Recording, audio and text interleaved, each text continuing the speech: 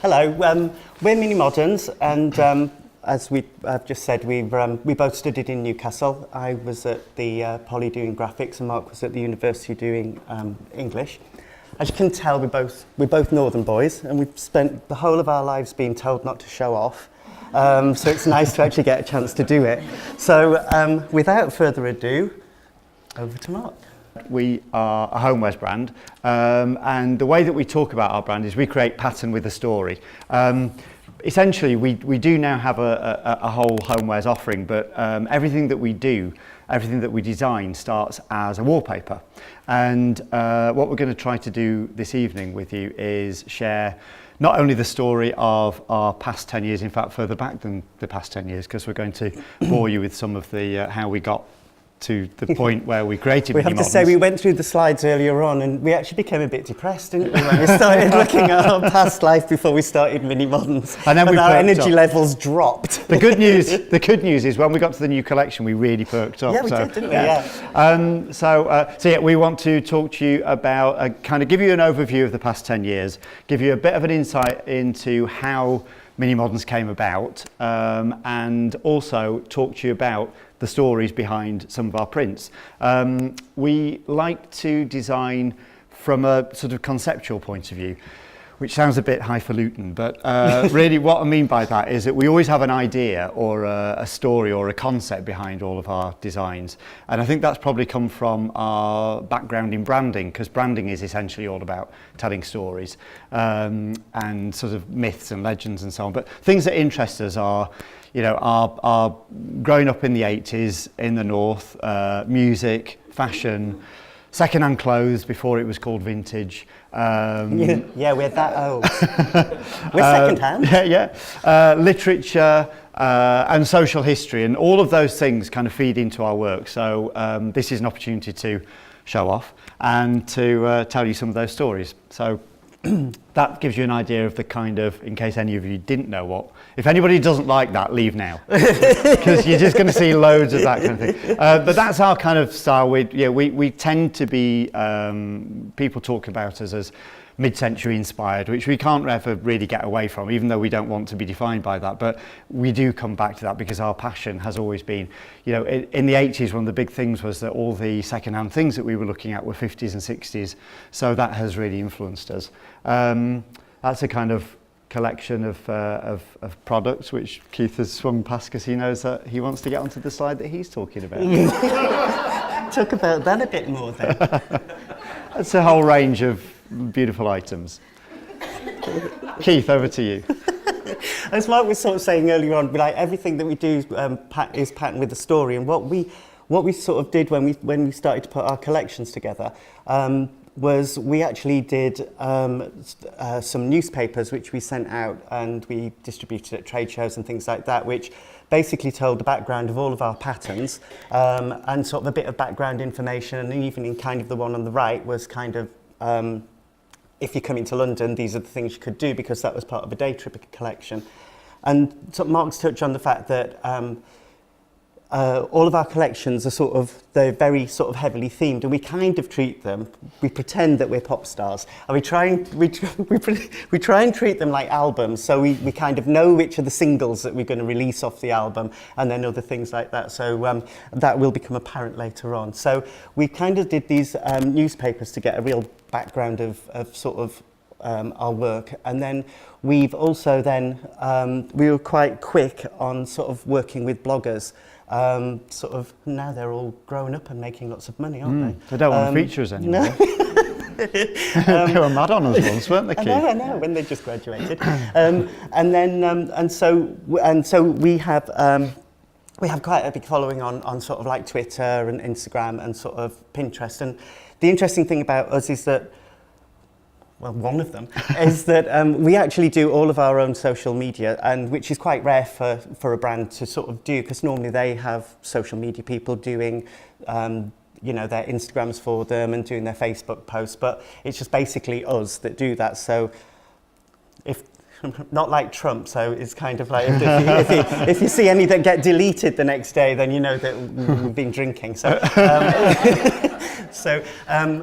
And then also, I'm doing quick. And then also, one of the things that we have sort of done is we took on a PR agency quite early on, because it was a full-time job for us to both do it, and then it meant that we kind of sort of built up a better reputation, and sort of we got interesting things sort of to do, because normally press asks for what's new, but by having a PR agency they actually sort of said, well, let's do some things about you and then what your philosophy is about design. So it actually made it a lot more interesting for us. And then also some of our products and us have been on the TV as well. So we've been on Kirsty's Homemade Home and kind of Charlie Luxton's Homes by the Sea. And then we were recently on, our bedding was on The Unforgiven on ITV, and like the Twitter sphere went mental. So it was like quite exciting. We were just settling down to another bottle of wine, weren't we? I see you've brushed over 60-minute makeover. It was with Peter Andre. And yeah, all of that kind of like press and publicity is great, because what it means is that not only do we engage with our customers, but also we get some really great opportunities to work with other professionals. So for instance, this is a book that was written by one of the journalists that we met very early on in our when we launched, and she invited us not only to contribute to the book, but because she was aware that we also do all our own styling and photography for all our products.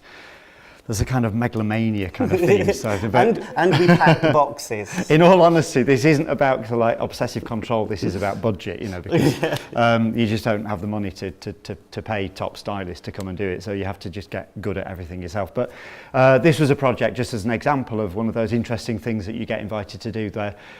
She invited 3 designers to come along and style the same kitchen in each of their different designs. So we did it, and House of Hackney did it, and somebody else did it, who I shouldn't have even said who. No, I was wondering where you were going with you that. knew that I didn't know the third one. And did 3 different looks. And then it was published in this Kitchenalia book. And then also we get the chance to work with other organisations. So we tend to work a lot with cultural organisations because our interests and our style are a really good fit.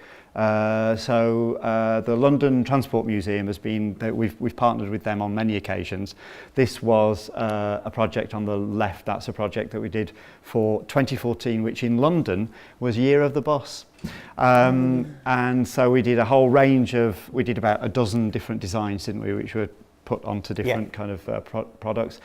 On the right there, and then we ended up on the London Bus Trail, which was a kind of... they took all of our prints, well, 2 of our prints, and actually made quite large-scale models of them, and they were like dotted all around London. And there was kind of people like Kath Kidston, Nola Kiley, and sort of artists and things like that. So it was really good to be included in that. Turner Contemporary in Margate, we have a print called Whitby, which we've become quite well known for. So they loved that, and we did a different take on it to suit Margate. The National Theatre approached us when they were revamping the theatre and celebrating an anniversary. I think it might be, was it their 40th, 50th? So. You've gone into another thing again that I don't know the I shouldn't have information said it, of. should I? Stop. Why did I start? They were revamping the shop, and they wanted a product range to launch the redone shop with. So we did a range called NT Props, which was based on 40 years worth of iconic... It was 40 years, you just hit it. It was, wasn't it? Yeah. It was 40 years of iconic National Theatre productions. And the South Bank Centre is, I suppose we kind of feel of that, it's a bit of a spiritual home for us. We'll show you a bit later, we're kind of both obsessive about the 1951 Festival of Britain. And so the South Bank is a bit of a kind of a real design destination for us. And we were first commissioned to make the carpet in the festival hall, this net and ball design at the top there, into a wallpaper. And having done that, then we sort of embarked on a whole range of things with them, culminating in a month-long residency in the shop, where we took half the shop over and kind of mini-modernised it. And we've done a few of those kind of things. We've done pop-ups. So this was a 3-month pop-up that we did at Columbia Road. And it was really cold. It was very cold. Really, really cold. It was to coincide with Christmas, but it was really exciting in December, and then January came, and Then it January rolled into February. in a basement in the East End. Yeah. Anyway, it was an experience, Wasn't it? it? And this is us at trade shows. So we've also done 10 years of trade shows like Tent London in Shoreditch and Pulse and Top Draw at Olympia, and basically this is when we get the chance to sell our wares to buyers. So buyers from independent shops, places like the Baltic, even people like John Lewis, first approached us in this kind of environment. So they're really important for us to kind of get our And it's really designs out good to there. meet people as well and sort of actually get chance. We don't often see all of our things out at once, so because normally they're packed away in cardboard boxes. So it's a really good opportunity for us to get a big overview of all of our things and actually engage with people that sort of come and talk to us about our work. So that's a good thing.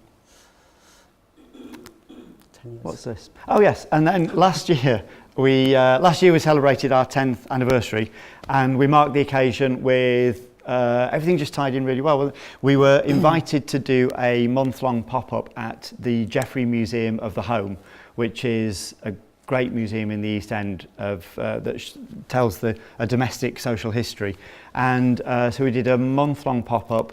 We also did an In Conversation With, hosted by Louise Gorrod of Simple Things magazine, and we did a press launch of some of our new products that we'd brought out then. So, and along the way we've been. This is showing off. Well, we've been. Well, showing off. It could be just damning with faint praise. We've had a lot of nominations for awards, but Always the bridesmaid, never the bride. not necessarily won them all. But we've been up against some fierce competition, haven't we, Keith? Really fierce. Yeah. We lost to Barbara Osgerby's Olympic torch Weirdly, one year. on a roll of wallpaper versus the Olympic torch, we didn't get it. I think we were And then in 2011 we were nominated for Best British Design Brand, which we sort of lost to Designers Guild, didn't we? Yeah. So some people have been in this game a bit longer than us. But anyway, it's lovely to go to the party. Right,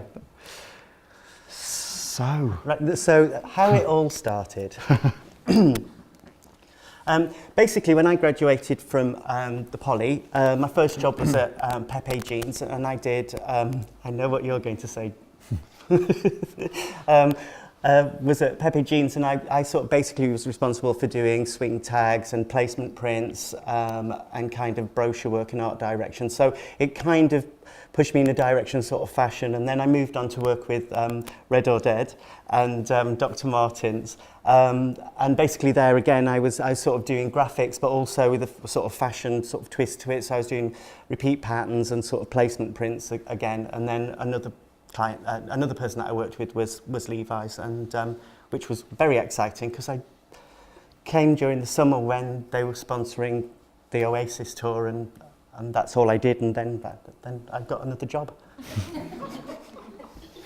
I took a very different path. The big idea for me was to train to be an architect, but my dad's a builder, so builders have a really poor relationship with architects. So there was one of those no son of mine kind of talks, and it all became totally compromised, and I didn't get in to do anything. So I went to do English at Newcastle University, which turned out to be fantastic, because then I stayed in Newcastle and worked for a poetry publishing company called Blood Axe Books, where or Cluda Spooks, as the phone was sometimes answered, and through that I kind of started to get involved a lot in the kind of like design of books and so on, and the cover artwork and so on.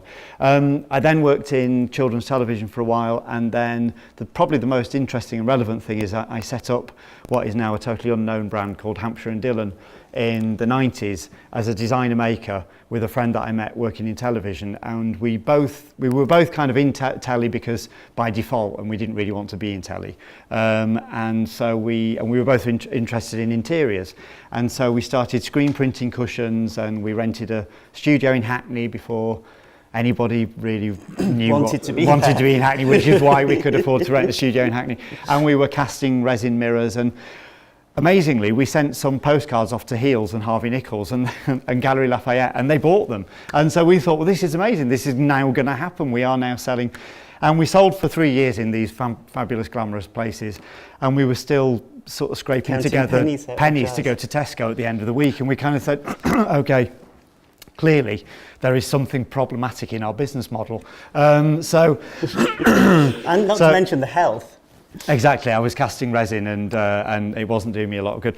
Anyway, so essentially I had to kind of get out of that, and that's when I was invited to go and work at Cato Consulting at the top left there. And guess who's there? Keith. So, so our boss, in her wisdom, sat us next to each other and said she thought that we were going to make a really good creative pairing. Because I was more strategic and Keith was creative, and quickly everybody started to say, oh God, but you're such a creative strategist and you're such a strategic creative, and we kind of ended up taking on projects and really blurring the boundaries, didn't we? And I think that was the key to our success, that we could really just kind of dovetail with each other's skills and come out with a really holistic project, whatever the client was, and make something kind of work from all angles, from a creative angle, from a business point of view. You're telling me? Yeah, that's what we do. Oh. That's what we used to do. We got the chance to work with some amazing clients in like all over the world, and like kind of like, you know, do some brilliant work in really quite kind of like corporate environments. But at the end of the day, that was the reality. This was reality. Mark and I working past midnight. You will notice from this picture, nobody else is there. And we got a bit sick of it. Basically, this was the last time we worked together. We worked in 2 different consultancies, so this wasn't Cato. Cato was lovely. This picture is actually just making me feel miserable to start off with. And so basically, I left. And left Mark to deal with it. I managed 2 more years of consultancies. I hopped around a bit and went to different ones. Basically, Keith had left and set up his own boutique design consultancy. And I suppose in those days, we had no thoughts of wallpaper at all. But I was kind of like really sort of like trying to find a way to leave and kind of like work with Keith on consultancy work. And in the meantime, I started working with Rotavision. I was designed a book for Wayne Hemingway, who I'd worked with obviously at Red or Dead. Then Mark decided that when he left his job, he would take 3 months off, and I thought, I'm not having that.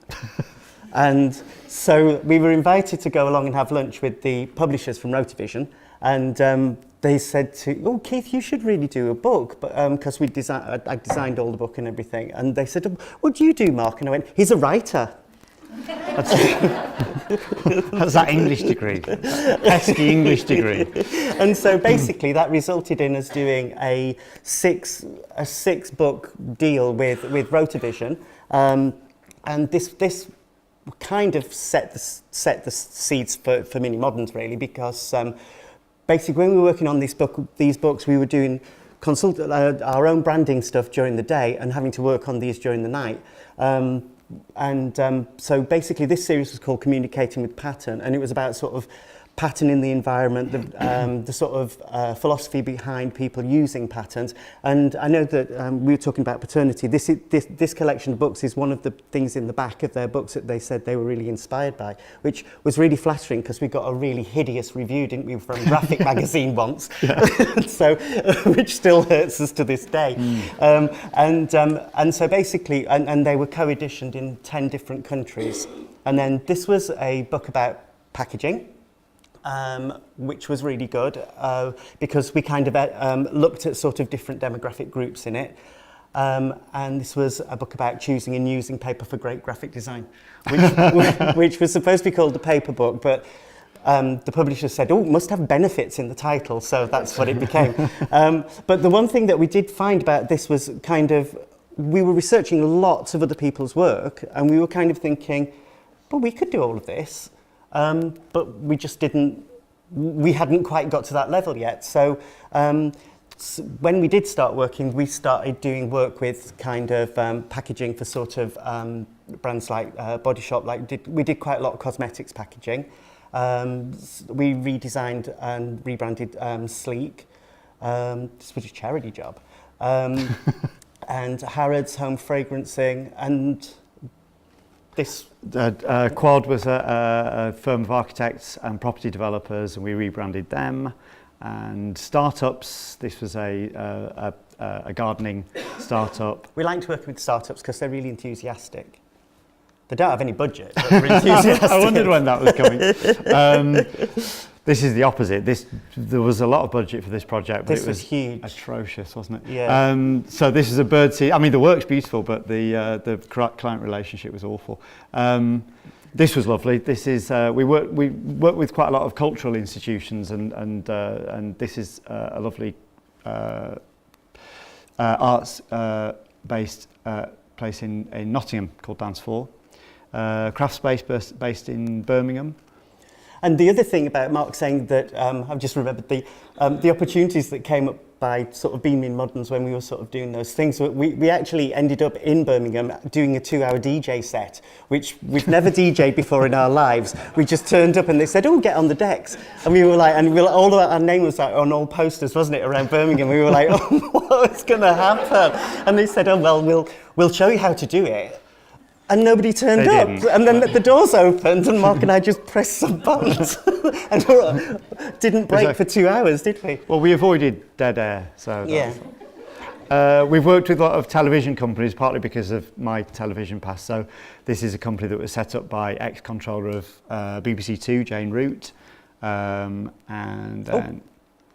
There's a company called Oxford Scientific Films that we rebranded OSF. And McKinnon and Saunders are puppet makers for things like Postman Pat.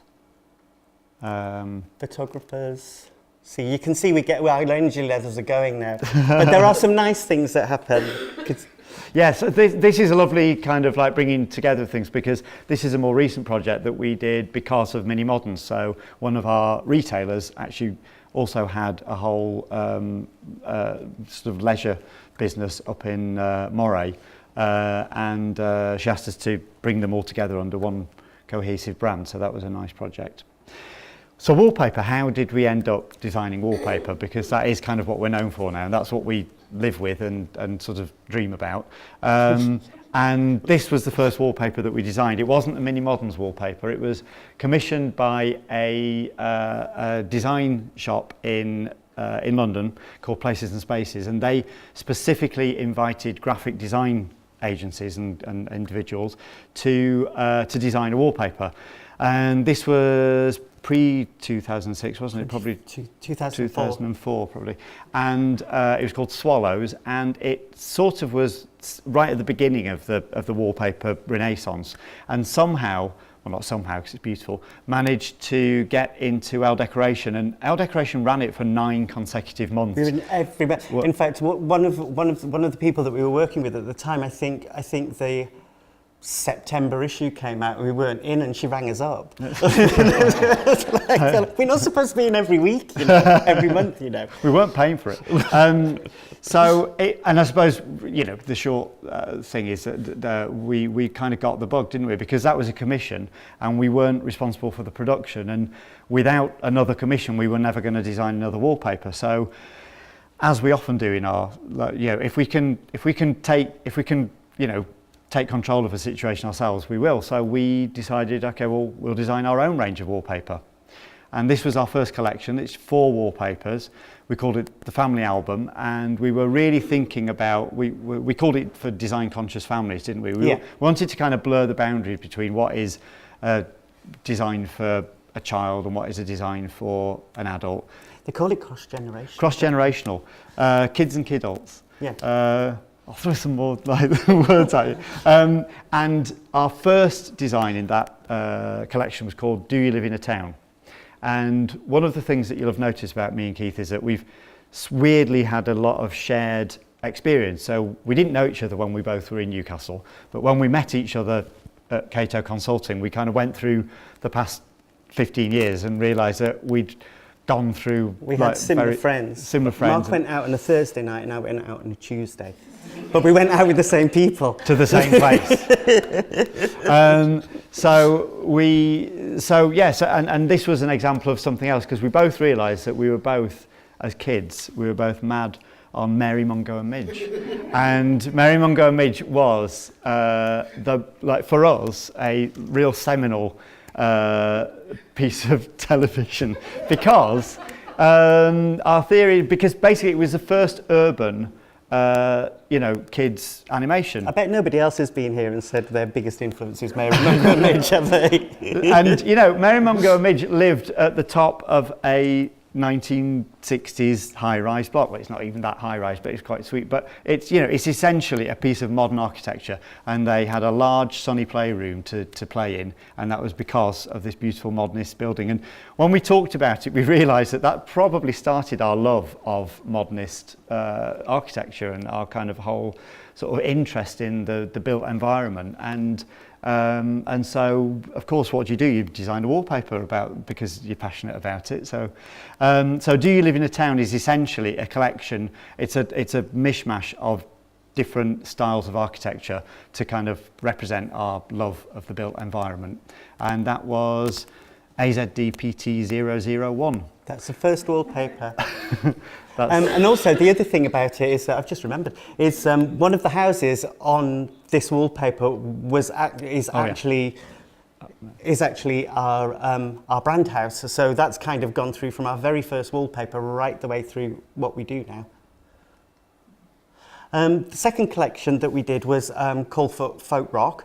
And it came on the back of us going to LA and driving up to San Francisco, along Jazzy, sort of like the Big Sur. But the thing was, we were still doing the branding. The thing was, we were with some of the people. Mark was in a bad mood. I'd hurt my foot, and I was on really, really, really heavy painkillers, wasn't I? So I was like kind of totally blown away. I still don't know whether that coastline looks the way that I actually saw it.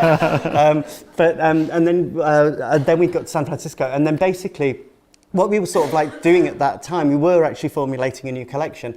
And so I kind of always liked sort of like 1960s psychedelia and sort of like folk rock and things like that. So we kind of, we'd also been deciding that we were going to do a musical instrument print, and then going through the Big Sur and everything, we thought, well, let's do sort of like a woodland sort of wildlife print that looks a bit 60s. And then we do our own production, obviously, and we pay for it. And we realised we couldn't afford to do 2 wallpapers. No, it's not true. But anyway, somehow they got merged. And well, the truth is, we're a sucker for a good name. If we get a good name, we'll do the design. So Pet Sounds, basically. We watched a documentary on the Beach Boys, and I thought, oh, Pet Sounds is a good name.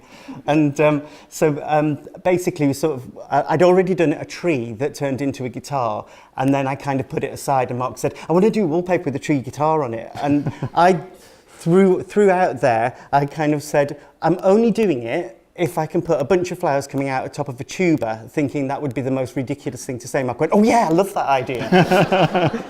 And as you can see, Emma Peel here is watering some flowers in a tuba. And then sort of interestingly, we'd only worked in a series of 4 colours, hadn't we, up until that point.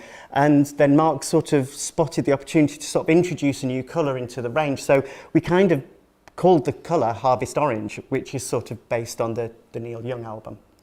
And that's how she turned out. Ooh. So you can see the tree guitar, but instead of the flowers coming out of the tuba, there was a nesting bird. Our next collection was called Day Tripper, and actually, so talking about stories, it's interesting how, and social history, it's interesting how the sort of political climate can really change what you're thinking about doing creatively, because after 2008, when everything went a bit downhill, not for us, but kind of like in general, there was a lot of talk about kind of people not having there just wasn't a lot of money sloshing around, and we certainly kind of were tightening our belts in terms of budget and thing, and so we just got really into the idea of staycations and sort of like and about celebrating our own country and about kind of day trips and what our more frugal sort of childhoods have been all about. So it coincided with the 60th anniversary of the Festival of Britain, and so because we had this great relationship with the South Bank, we wanted to kind of do something not in partnership with them because it's an autonomous print, but we wanted to do an homage to the Festival of Britain. And the Festival of Britain had all these incredible, it was a showcase for architecture and industry, and all these brilliant pavilions were built, and we've always been fascinated by the structures and so on because they're kind of like, they're sort of our dream kind of buildings. And so the resulting print, what? I don't know, sorry. What? The resulting print is this festival, and because we kind of like decided to get really geeky about it, when we put it into our newspaper, which talked about the that collection, we did a key to it so that you could read up about the different architects of each of the pavilions and so on. And on there are things like the Lion and the Unicorn. There's festival signage by Robin Day. There's the festival hall, which of course is the only building to survive from the original site. Yeah, Churchill didn't like it. No, he apparently sat looking up over the river to it and thought it was an awful. Well, it was a big socialist idea, so it had to be razed to the ground. So that's our homage. And talking of colour, that also became that mustard and grey, which was the sort of signature colour for that particular print, has then become a bit of a kind of signature colour combination for our brand. So, but other colourways are available, as you can see. And I don't know what's coming next. You. This is what to do on a wet afternoon in Whitby. Go to the Victorian Image and get yourself dressed up. Basically, both Mark and I used to go to Whitby when we were little. Mark used to go on holidays to Filey. I'm talking about this slide because if Mark talked about it, all you would hear about is Auntie Eileen and a chest freezer full of fish that his dad had caught on top of strawberries. So this is why I take over when we talk about this print. But basically, this is probably one of our most recognised prints that this is the background story to. So. We wanted to include sort of the quite rough kind of North Yorkshire coastline and the thing, and also the cobble boats, which are you told me this, didn't you? Specific to the northeast coast, and then also we wanted to play with this kind of like pattern thing that we could sort of get almost a nautical stripe out of the sea, and there's kind of we found out that we found out the sort of like later that. The Ganseys that they have in Whitby, like each of the coastal towns have a different pattern that they knit into their jumpers, and basically it was because that when people fell overboard and were washed up, they'd know which town to take them to. So that was a really interesting story about working in a pattern with the kind of with the sort of with the sea sort of element as well. And that was the resulting print. So that is probably one of our most recognised prints, isn't it? Yes, that's when we do other products, which we'll show you later. That does tend to be the one that we are always asked to put on things. So, but it's a bit like you kind of hit single that you sort of want. Yeah, it's still fabulous to perform. It's been very good to us. Working with the London Transport Museum, this is another geeky print, by the way.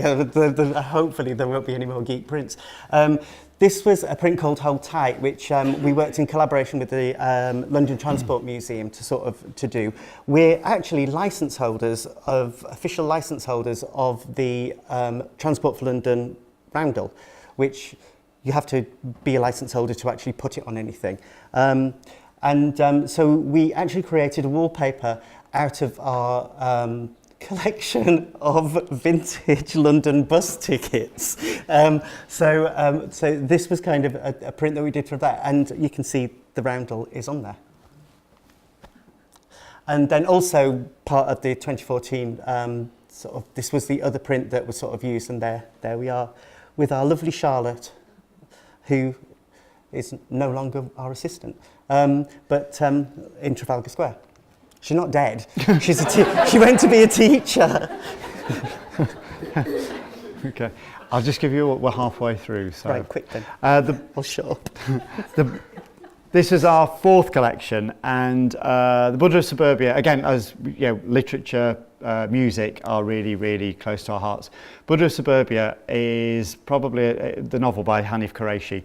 Really sort of sums up. Our studio is in South London, and kind of pretty much all the cultural influences in this novel, you can click, come together and are kind of things that fascinate us. So the novel essentially is all about kind of like a Pakistani family sort of living in Beckenham, and you know, amongst these kind of Tudor Beethoven houses. So there's this brilliant kind of combination all the way through of sort of you know, Eastern meets British kind of like domesticity.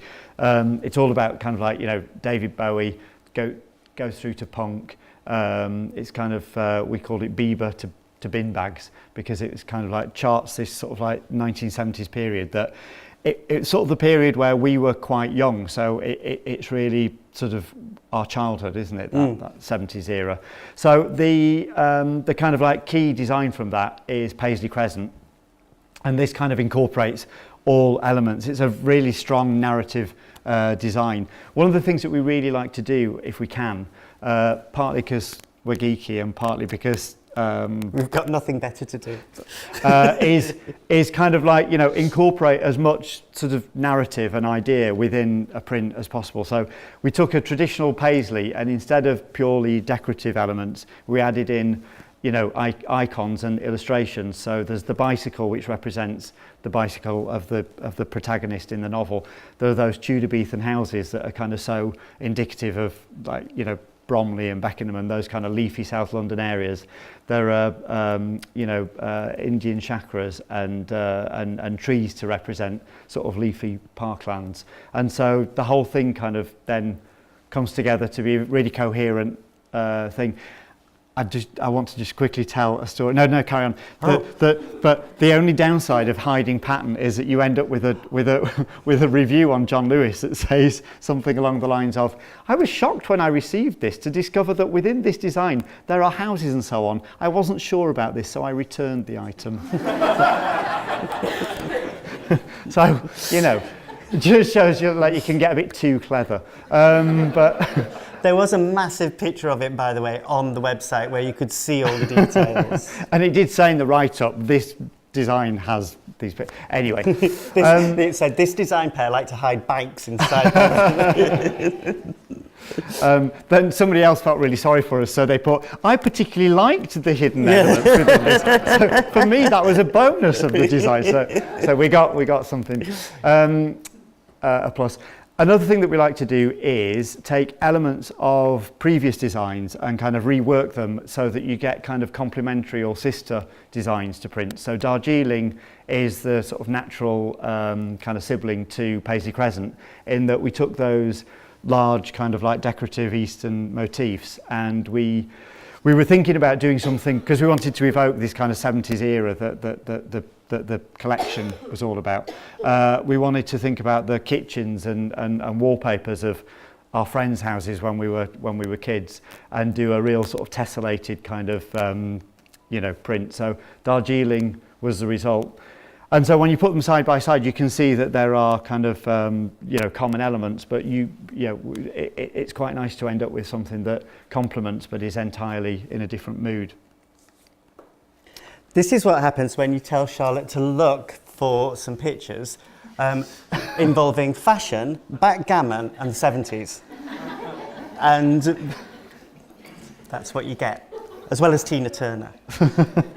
Basically, we were kind of sort of keeping on the 70s tip. We were sort of like thinking about kind of power cuts and things like that, and what did people do in the 70s in power cuts. So we thought, well, a glamorous thing to do would be have a fondue and play a game of backgammon. So there is no more story in this than actually that. But we wanted to do a backgammon print. But basically what this shows is that the 4 colours that we actually used on this print are actually probably our most recognised colour combinations. So we kind of worked it all in, and it has a completely different look. And you'll see the blue version later on. It sort of takes on a sort of nautical look, doesn't it?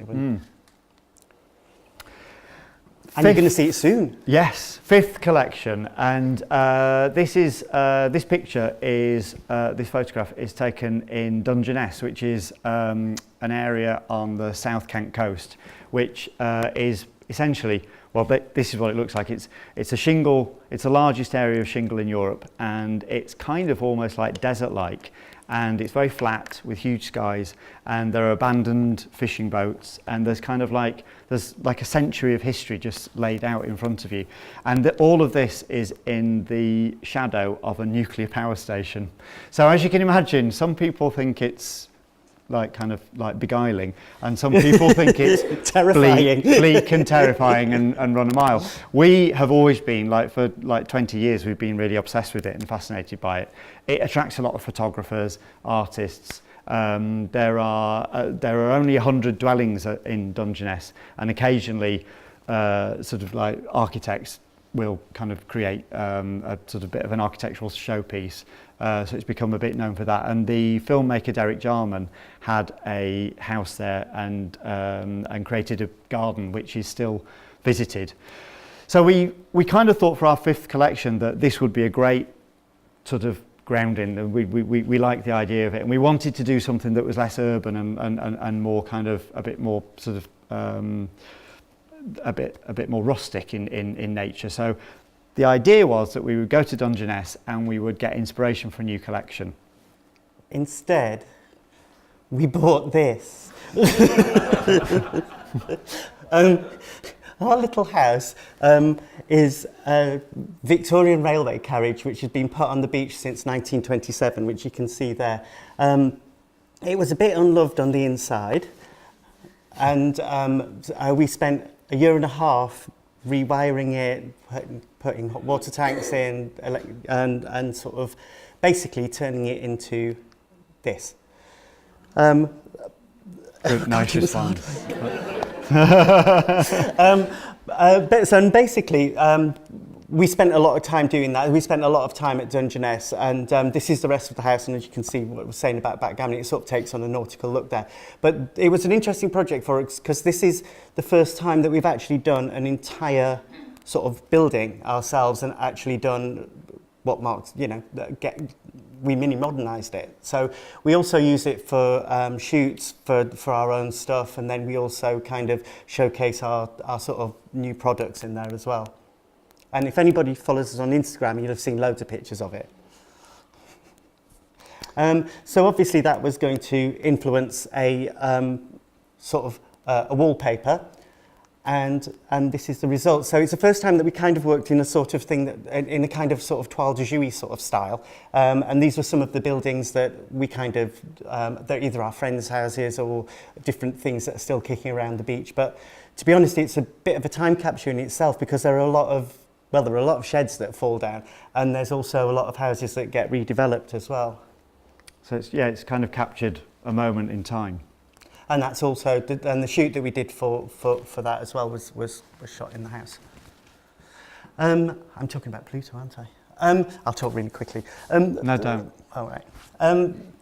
Talk clearly. Oh, am I mumbling? No. And the area around Dungeness is sort of quite, it has quite a military past, and which is sort of quite intriguing because it's sort of so remote. And sort of when we kind of started discovering the area, we sort of discovered these things called sound mirrors, which predate radar. And we're geeky again, aren't we? So basically, they are big sort of structures that you can kind of, supposedly you can hear aircraft coming before radar was invented. So they're still there, and they're quite big and sort of quite freaky, aren't they?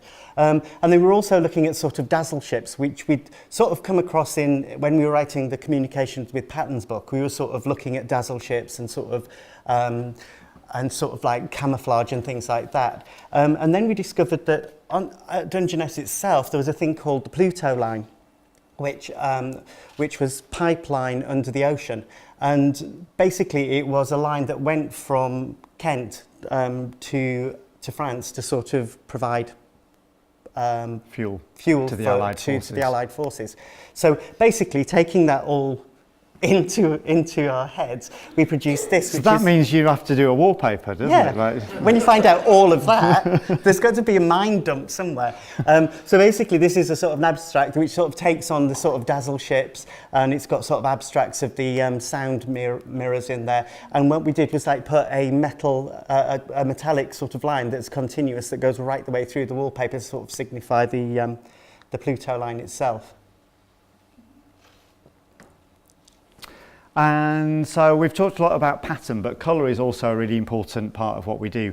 I'm sure a lot of you, if you know, sort of work in design, sometimes a restriction is the most creative thing that you can do. So we like to work in 12 colours.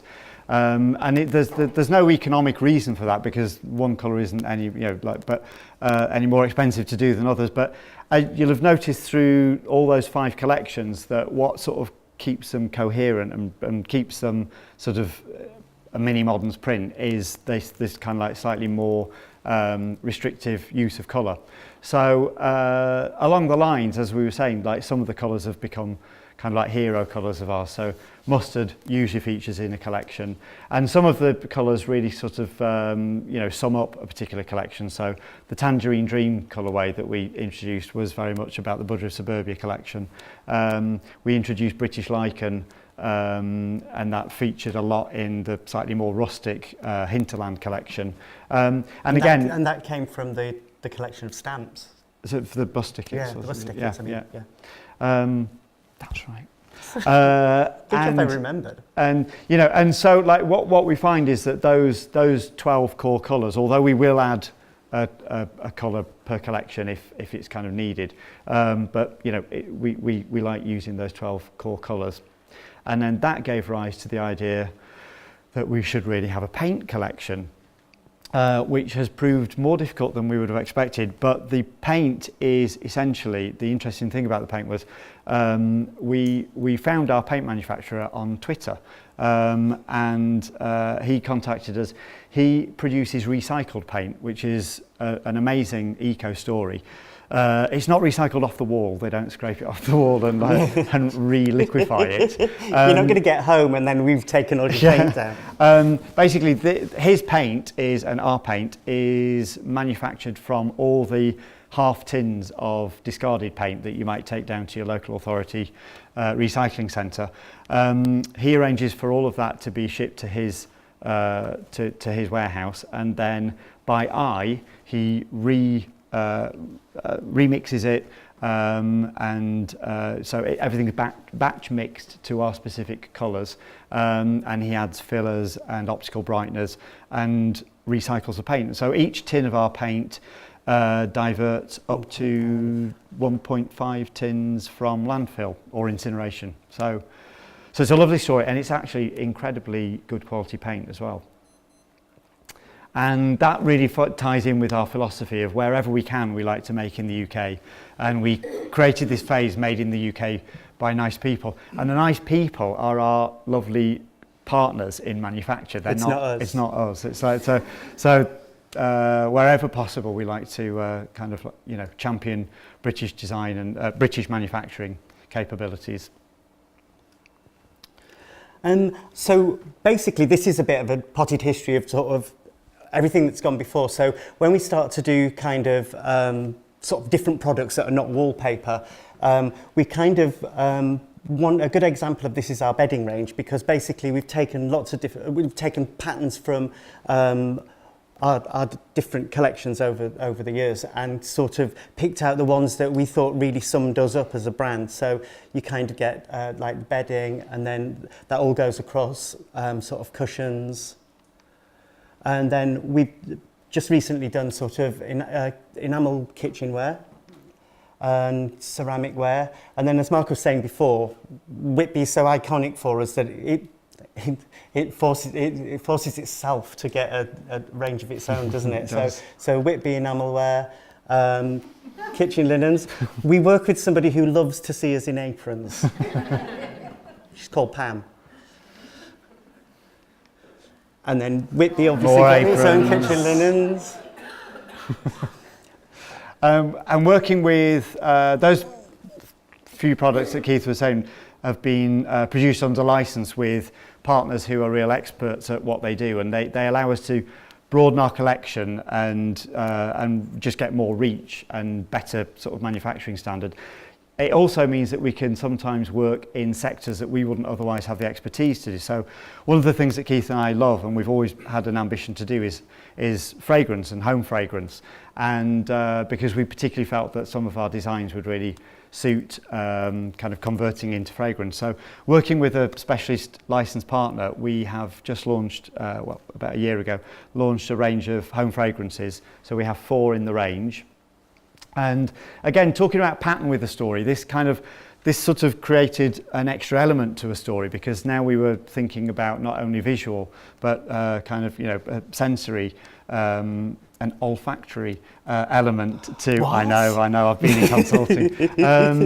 That wasn't in the rehearsal. To our pattern. What is it again? Olfactory element to our design. So again, we kind of chose the designs that are kind of like our most iconic or most popular, and it was really good fun just sitting down and thinking, well, what does that smell like? So for instance, Pavilion in the top left there, that's from our festival design, and so it's very evocative of the 50s, and we kind of thought about something really uplifting and a little bit kind of retro, and we thought about a cocktail. So we thought, and because it's got yellow dots on it, it seemed to be quite lemony. So the fragrance that we came up for that was Gin Fizz, and that has kind of notes of juniper and geranium and lemon verbena.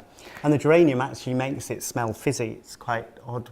It's quite odd what scents can do when you're sort of working with in a sort of area that you've never worked in before. So, sorry. That's all right. I've Feel free to interrupt. Whitby is obviously needed to have a kind of lovely ozonic kind of smell, evocative of a brisk walk by the sea. So it has that element, but as well as that, we wanted to introduce the fact that Whitby is surrounded by the moors, so some green elements as well. So it also has some moss and basil in to kind of like round it off. Our Darjeeling print is obviously had to have a tea element, but we mixed the tea with fig so that it also had a kind of like green note to it. Because we were thinking about the colours, we needed the colours to evoke the fragrances, and because that colourway that we've got the Darjeeling in, we call Lido, or Lido is the posh way to say that, isn't it? And a wallpaper manufacturer says Lido. So it's like, what you're calling Lido, I call Lido. So I hope he doesn't watch this.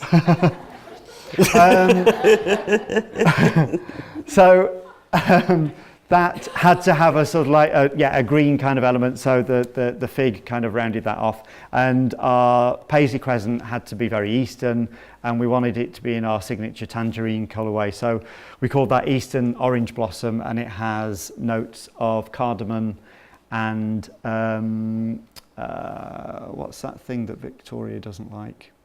Jasmine. She only didn't like it because she was pregnant. Yeah. So that range also comes in reed diffusers and as a gift set, which we call the Festival of Lights to bring in the festival design.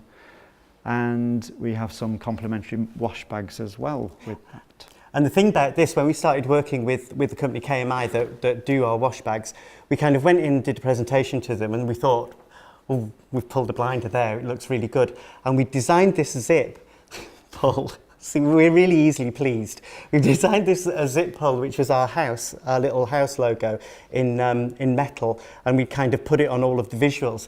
And we kind of left the meeting. We were kind of walking quickly down the street going, did you see? They didn't even ask about the zip. They're going to do the zip. So we were like really excited. So they could have given us anything after that, as long as we got zips. Yeah. The thing about working with licenses as well is that there's not much packaging to wallpaper, and because of our past sort of working in packaging and sort of branding and things like that, and also working in the stories about all of our prints, it gives us an opportunity to sort of put on the packaging sort of the story of the print and what's the story behind the colour, and it gives us a chance to design some packaging as well. Was that enough? Yeah. We also work with the sort of experts, like Mark said, with like people like the Winder Film Company, and we work with AJ Wells in the Isle of Wight, who basically produce all of our prints as glaze vitreous enamel backdrop. So this isn't wallpaper, it's enamelware, and basically they're for splashbacks for kitchens, heat shields for fires, and heat shields for like cookers as well. And they're really fantastic, the way that they do them. And then we also did a licensed product with Pure Digital, and that was a sellout, and it's gone. Our hour is up. Oh, But can we we'll go talk on a tiny bit really longer? quick. Okay. Because this is the most important thing. Always the way, isn't it? And we'll talk quickly through this. Yeah, okay, so Basically, we're giving you a sneak peek. Nobody's ever seen these prints before. This is the collection that we're about to launch in, well, I was going to say a couple of months, but whatever. Do you want to start talking? it's called It's called Saturday Night, Sunday Morning. And basically it is, the title comes from a, sort of when we were talking earlier on about we were influenced by lots of different things, the title is inspired by... Alan Silvertoe. And so, Why? Alan Silvertoe. Yeah. Sorry. And basically, so we're going to take you to our bedrooms in 1982, whether you want to come or not. And we've been talking about stories, and now we're going to tell you one. Okay.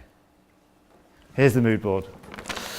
This weekend, Mark has maths homework to do, but there are just too many distractions. He's heading to Jumbo Records in Leeds to buy a new Cure album and has plans to tape it for his friend Lucy.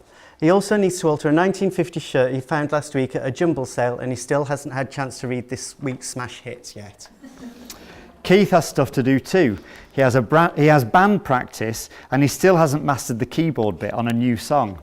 On Saturday, he'll hang out with his mate Stephen, reading magazines in W.H. Smith's.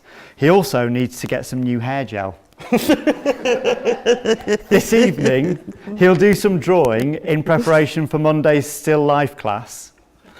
In addition, he has to read Look Back in Anger for his stage design course. Both will retreat to their bedroom and watch whatever the newly launched Channel 4 has to offer on their black and white portables.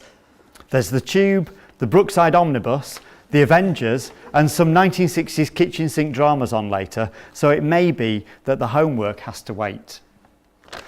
So this is the first print from our new collections called One Day, and it's all of the kitchen sink dramas and sort of 1960s films that we watched on the new Channel 4.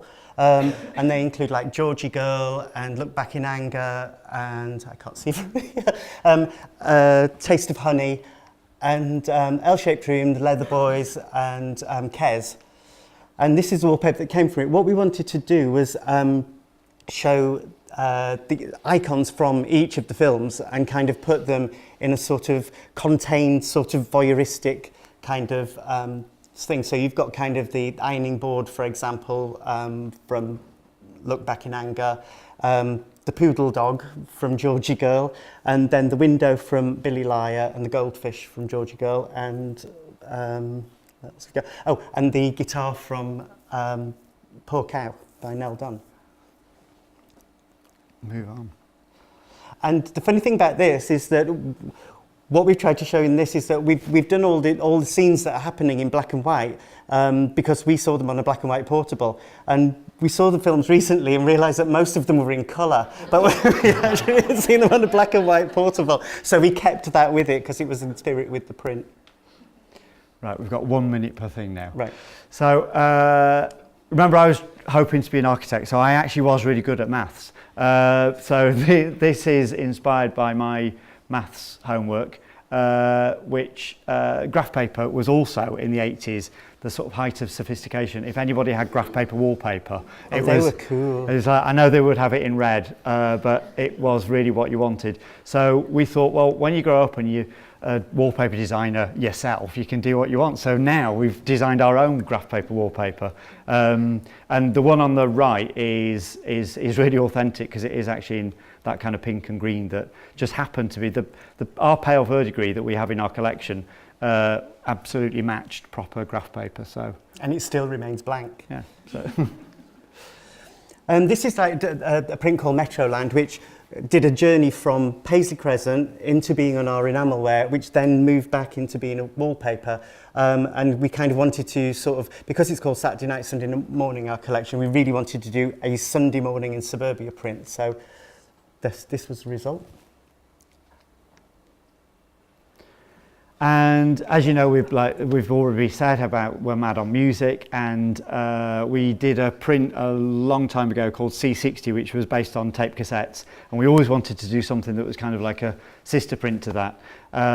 So we were thinking about 80s graphics, and we wanted to do something very bold and simple. So this is called Play Record, and it is, as you can imagine, based on the functions of the tape cassette, portable tape cassette player that everybody had to tape Top of the Pops off the telly. Now this is not, and the person that's responsible for this is in this room. This is called Art Room, and like both Mark and I were like really intrigued by the amount of like the eclectic objects that you end up sort of like doing for a still life, because they've all got different textures in, or they've all got kind of some different form that are sort of like quite tricky to draw. Margaret, who's in this room, always made us draw Savoy cabbages, and that is one of my original drawings on the right hand side. And then the picture on the right, we have this sort of synergy with, well, this is a picture that says everything, and it's from The Sandpiper with Elizabeth Taylor, and basically it's got all the elements of kind of a beatnik artist studio, which we were sort of like, ooh, when we were younger, sort of thinking, oh, that's how I want to live. And then you might recognise on the far side, the queen of art, Nancy Kaminsky. Mark and I used to watch Nancy Kaminsky doing palette knife painting, and it was called Paint Along with Nancy, and it was just before Crown Court, wasn't it? Yeah. And she's this kind of bossy American going really like, bossy, I like to play with this and like make it really thick. Yeah, and that was that. And then the other thing is, our assistant now is called Hannah, and she's the granddaughter of my original sixth form art, one of my sixth form art tutors. And when she saw this print, she said, oh no, that's not my grandpa's oil lamp, is it? And I was like, yeah. She went, he used to take it into college and bring it home all the time. And so the resulting print is this, which is called Art Room. And we've got kind of lots of elements that we sort of wanted to do with that. So like kind of the mandolin from the Beatnik art studio, and some of our objects as well. And are we up to? And this is dedicated to our 4 sisters. We both grew up with 2 older sisters each, and so there's a lot of Jackie magazines hanging around in our 70s childhood. So there was a spare rib kicking around in our house as well.